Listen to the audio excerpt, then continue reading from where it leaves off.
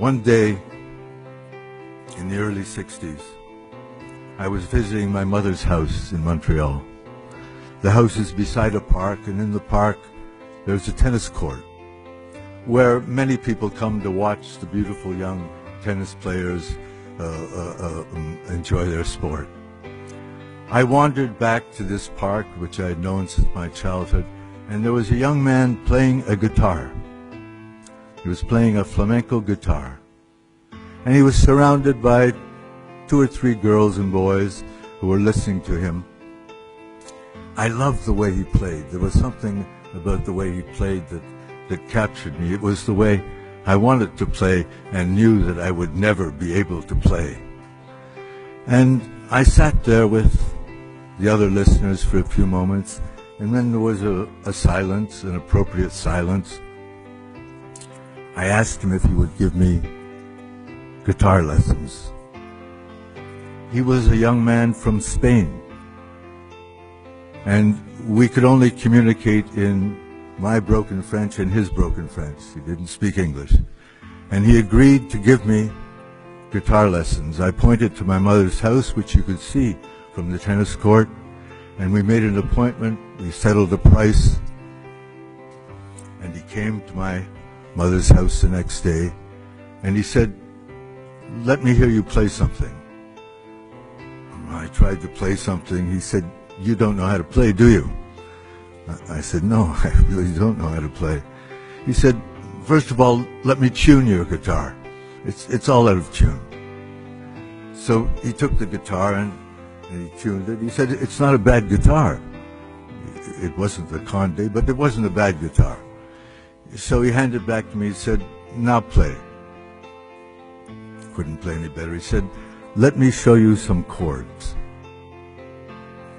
And he took the guitar and he produced a sound from that guitar that I'd never heard. And he played a sequence of chords with a tremolo. And he said, "Now you do it." I said, "It's out of the question. I can't possibly do it." He said, "Let me put your fingers on the frets." And he put my fingers on the frets. And he said, now play." It was a mess. He said, "I'll come back tomorrow." He came back tomorrow. He put my hands on the guitar. He placed it on my lap in the way that was appropriate. And I began again with those 6 chords, 6-chord progression that many flamenco songs are based on. I was a little better that day. The 3rd day improved, somewhat improved. But I knew the chords now, and I knew that although I couldn't coordinate my fingers with my thumb to produce the correct tremolo pattern, I knew the chords. I knew them very well by this point. The next day, he didn't come. He didn't come. I had the number of his boarding house in Montreal. I phoned to find out why he had missed the appointment, and they told me that he'd taken his life, that he committed suicide. I knew nothing about the man.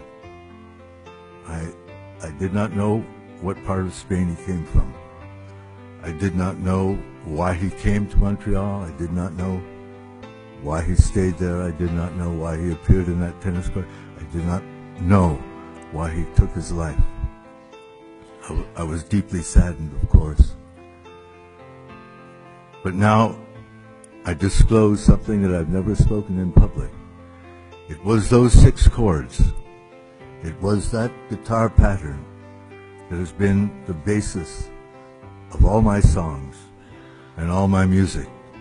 So now you will begin to understand the dimensions of the gratitude I have for this country.